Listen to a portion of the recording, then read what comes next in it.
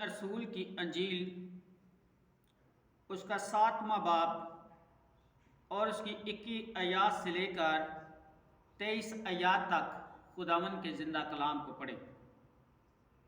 جو مجھ سے اے خداوند کہتے ہیں،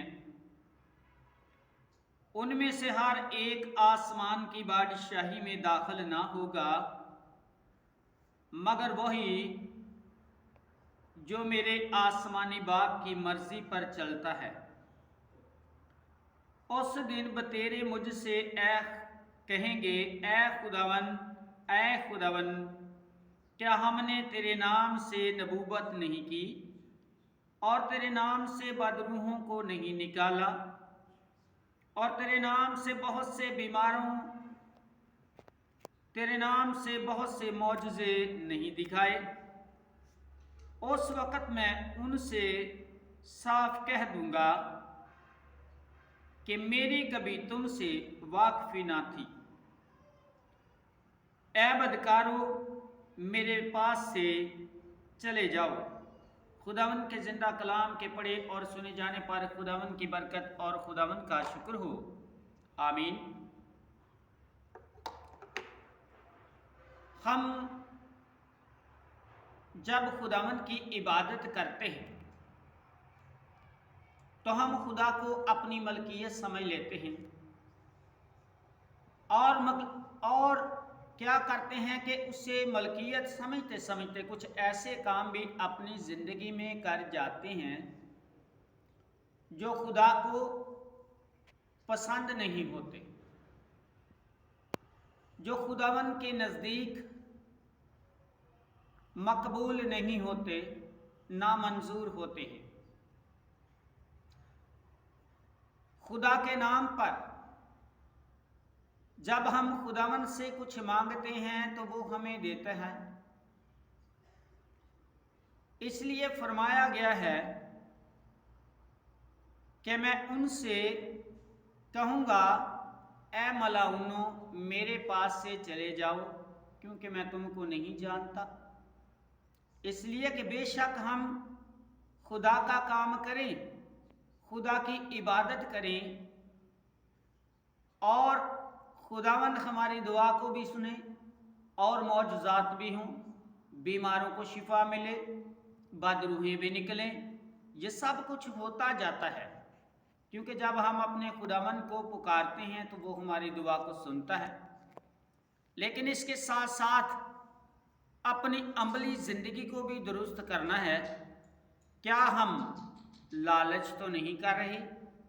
کیا ہم کسی کا خون تو نہیں بہا رہے؟ کیا ہم کسی کے ساتھ بے انصافی تو نہیں کر رہے؟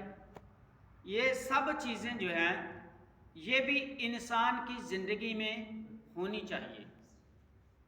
خدا ہمیشہ کی زندگی دینا چاہتے ہیں، لیکن انسان اپنے کاموں کے سبب سے، اپنی خطاؤں کے سبب سے خدا کی حضوری سے نکل جاتا ہے، اور جب نکل جاتا ہے تو یہ خدا کا نہیں رہتا، کیونکہ جب خدا کے قوانین کو ہم پیچھے چھوڑ دیتے ہیں اور اپنی زندگی جینا چاہتے ہیں اور اپنی مرضی سے جینا چاہتے ہیں، ہم عیش و آرام ڈھونڈتے ہیں، لیکن خدا کے نزدیک جو واجب ہے وہی انسان کی زندگی میں ہونا چاہیے۔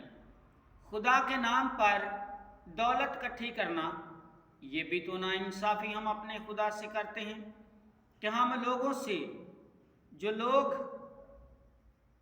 روپیہ پیسہ ضرورت سے زیادہ کھینچتے ہیں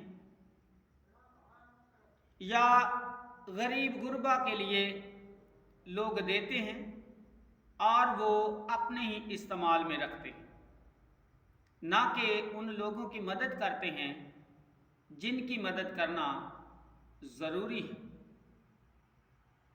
خدا ہم سب کو زندگی، سلامتی، اطمینان دیتے ہیں اور انہوں نے دیا ہے۔ یسوع المسیح نے فرمایا کہ میں آیا ہوں کہ قیدیوں کو آزاد کروں۔ आपने फरमाया कि मैं आया हूँ कि कैदियों को आज़ाद करूँ।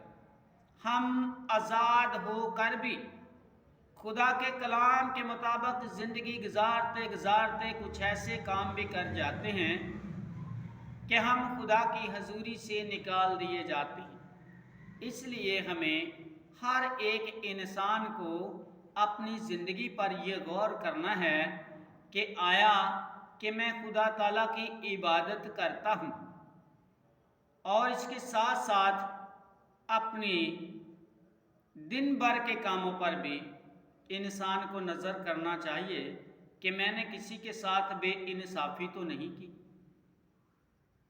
मैंने अपने खुदा को नाराज़ तो नहीं किया जिसने ये मुझे ज़िंदगी अता की। खुदावंद आप सब की आँखों को खोले, हम सब की आँखों को खोले और इबादत के साथ साथ बुराई को भी अपनी ज़िंदगी से खारिज करना है।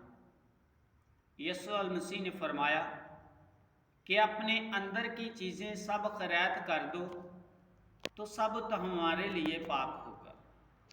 कि हम दुनिया की बुराई को अपने दिल से निकाल दें तो हम खुदा के लोग ठहरेंगे। खुदा दिल मांगता है और इस दिल में अगर खुदा है तो इंसान बेइंसाफ़ी नहीं कर सकता। बेइंसाफ़ी उसी वक्त ही वो करता है जब उसकी ज़िंदगी में खुदा ताला काम नहीं करता। खुदावंद आप सबको बरकत दे और आप सबकी मुहाफ़ज़त करे। आज का कलाम हम सब के लिए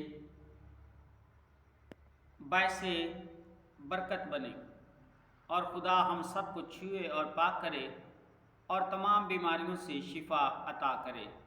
मसीह यस्सु के नाम में मांगते हैं, आमीन।